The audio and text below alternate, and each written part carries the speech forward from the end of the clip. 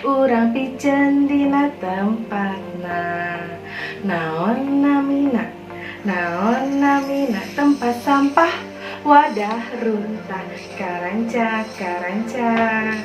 Assalamualaikum warahmatullahi wabarakatuh.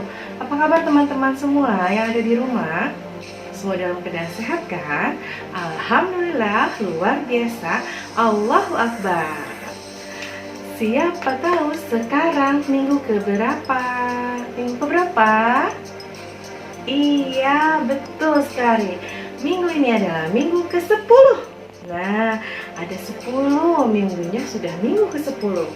Minggu ini kita akan bermain dengan tema, masih tema pekerjaan jasa, yaitu apa ya? Dia sangat berjasa sekali loh untuk kita. Petugas kebersihan yang suka mengambil sampah yang ada di rumah kita, yang di jalanan, menyapu jalanan. Petugas kebersihan, pintar semuanya. Sebelum masuk ke dalam tema, minggu ini B2 akan belajar di sentra eksplorasi ya. Kita akan bereksplorasi dengan sampah. Bisa memilih sampah organik dan sampah anorganik. Teman-teman harus tahu ya perbedaannya. Sebelum masuk ke tema, kita sekarang pilar dulu. Waktunya pilar. Sekarang kita masuk ke pilar 4. Saya menjaga ketenangan ketika seseorang sedang tidur. Keterangan itu berarti teman-teman tidak berisik. Oke, betul kan Pak Guru? Kita harus menjaga ketenangan ketika seseorang sedang tidur. Betul sekali Bu Guru, kita harus menjaga ketenangan ketika seseorang sedang tidur ya. Anak-anak semua, teman-teman.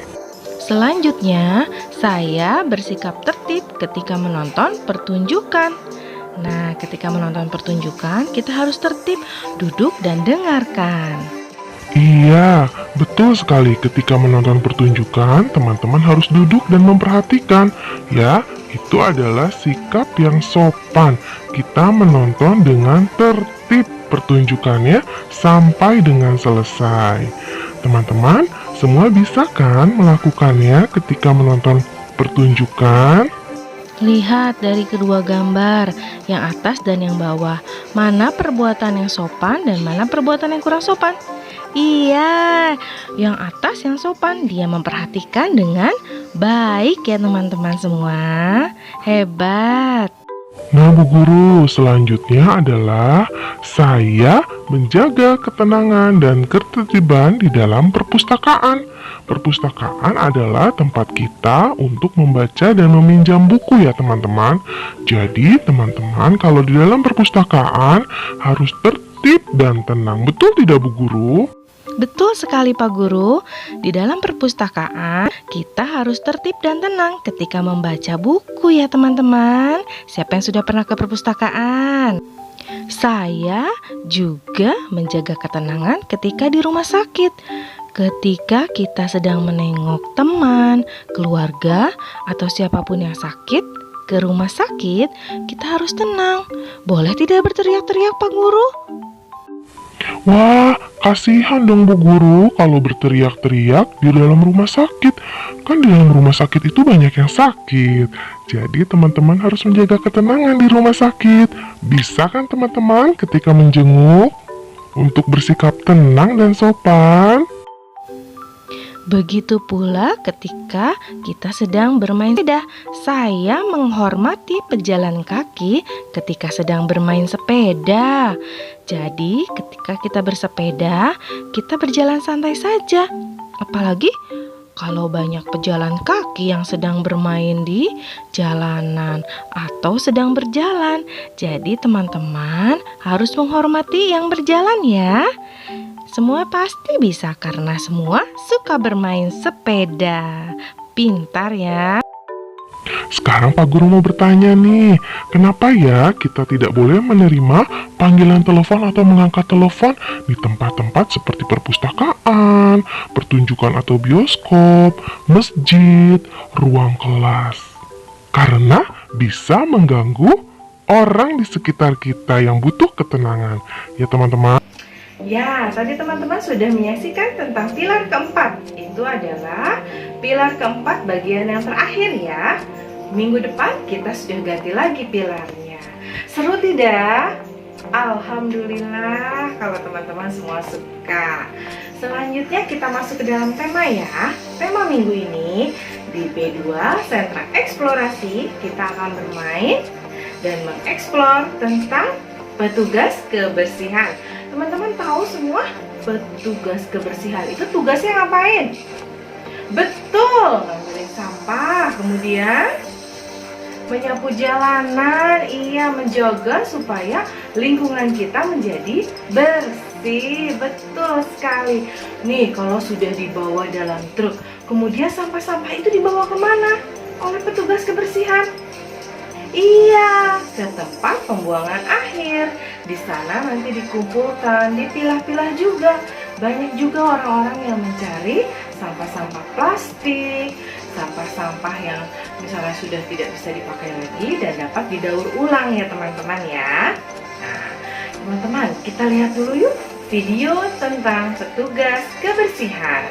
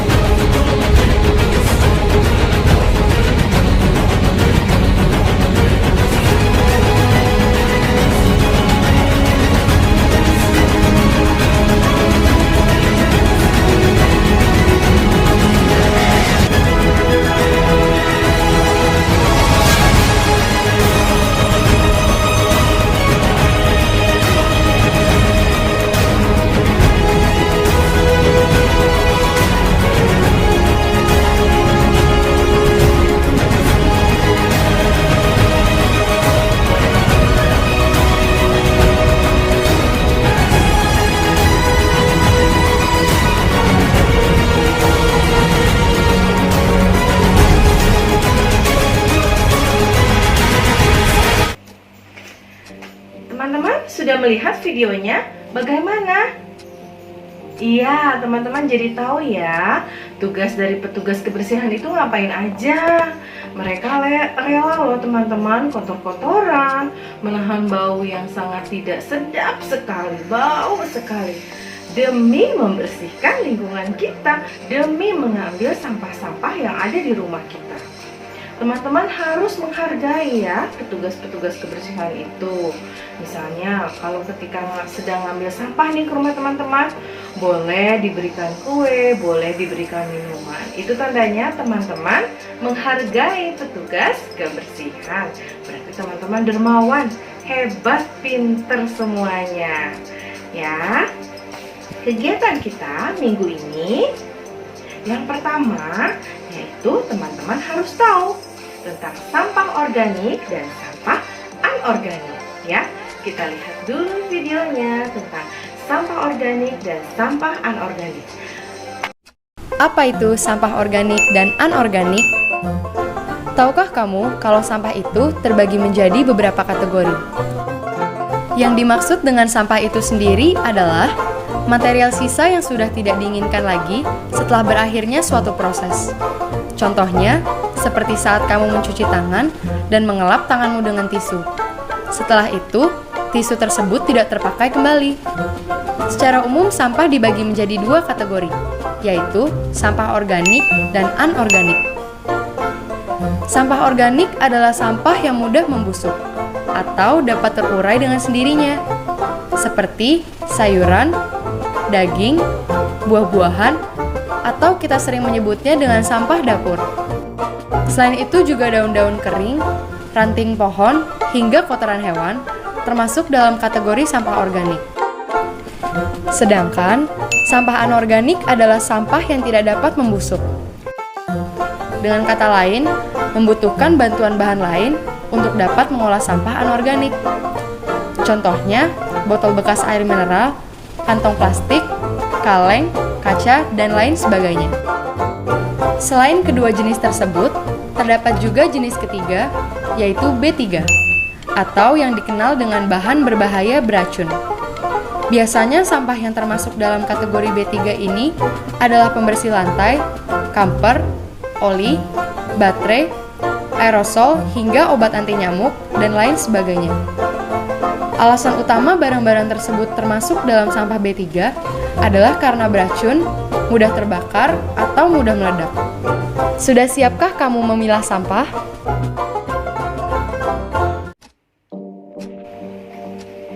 Teman-teman tahu sekarang sampah organik itu apa dan sampah anorganik itu apa? Sampah organik itu sampah yang bisa didaur ulang kembali, atau sampah organik itu sampah yang bisa hancur ya teman-teman ya. Dia bisa menjadi pupuk juga. Kalau sampah anorganik, sampah yang tidak bisa hancur seperti plastik. Nah, plastik itu sangat lama sekali, bertahun-tahun, berpuluh-puluh tahun untuk hancur. Ya, jadi teman-teman harus bisa memilahnya. Di rumah, Bu Meti mau tahu, teman-teman boleh menggunakan kantong plastik, diberi nama depannya sampah organik, yang satu lagi sampah anorganik. Nanti teman-teman di rumah selama 1 minggu atau selama 4 hari dan 5 hari, teman-teman boleh memilih sampah organik itu apa saja, dimasukkan ke tempat sampah organik. Lalu sampah anorganik itu apa saja yang ada di rumah, sampah anorganik. Ya, teman-teman semua pasti bisa, hebat semuanya. Itu yang pertama. Yang kedua, kegiatan kita adalah ya menyusun puzzle dari truk sampah. Nanti Bu Meti akan memberikan contohnya bagaimana sih cara menyusun puzzle-nya itu yang sudah terpisah-pisah menjadi bentuk utuh gambar truk pengangkut sampah. Oke teman-teman, pintar. Yang ketiga, teman-teman menyanyikan lagu runtah yang tadi Bu Meti nyanyikan di awal ya. Nah, seperti itu teman-teman.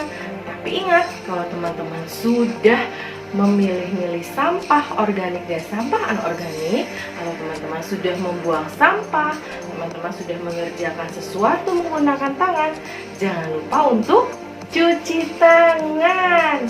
Ada berapa langkah cuci tangan? Iya, Bu Guru sudah pernah mengajarkan kan ya waktu itu. Sekarang teman-teman boleh melihat videonya.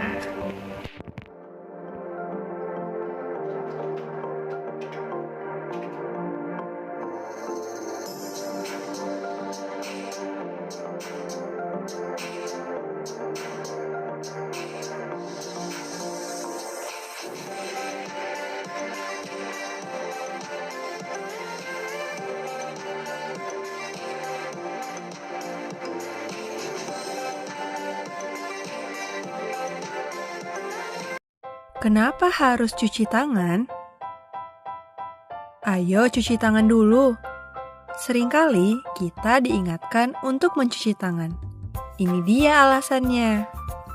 Cuci tangan bisa mencegah kita tertular dari penyakit menular seperti batuk, pilek, diare, gatal-gatal, sakit mata, dan tipes. Di telapak tangan terdapat 39.000 hingga 460.000 kuman. Kuman ini bisa berkembang sampai 2 kali lipat dalam hitungan menit loh. Kuman tersebut bisa bertahan hidup sampai 3 jam di tangan. Biasakan mencuci tangan pada saat sebelum makan dan sesudah makan, sesudah buang air,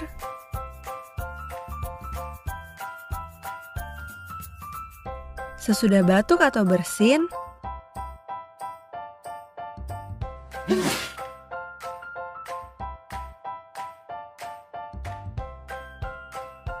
setelah memegang sampah,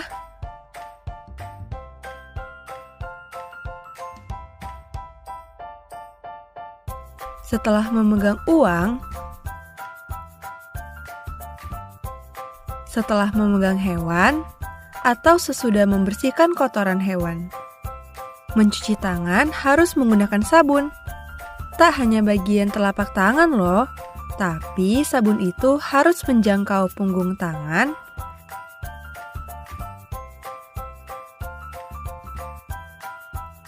sela-sela jari, bagian dekat kuku, sampai ke pergelangan tangan. Sabun bisa membantu menghilangkan dan membunuh kuman penyakit dan berbagai kotoran dari kulit. Alhamdulillahirrabbilalamin, sudah selesai kegiatan kita pada minggu 10. Oh iya, jangan lupa ada hadisnya juga ya untuk menjaga kebersihan. Bismillahirrohmanirrohim. At-Tahuru satrul iman. Kebersihan itu adalah sebagian daripada iman. Pintar sekali. Jadi teman-teman, baik di rumah, di sekolah, di tempat bermain, di lingkungan rumah, semua harus selalu menjaga kebersihan. Karena kebersihan adalah sebagian daripada iman. Pinter sekali, hebat. Terima kasih ya untuk semuanya. Kelompok B2, semoga semua dalam keadaan sehat selalu. Jangan lupa selalu mencuci tangan dan menjaga kesehatan. Terima kasih Mama dan Papa, Ayah, Bunda, Umi, dan Abi.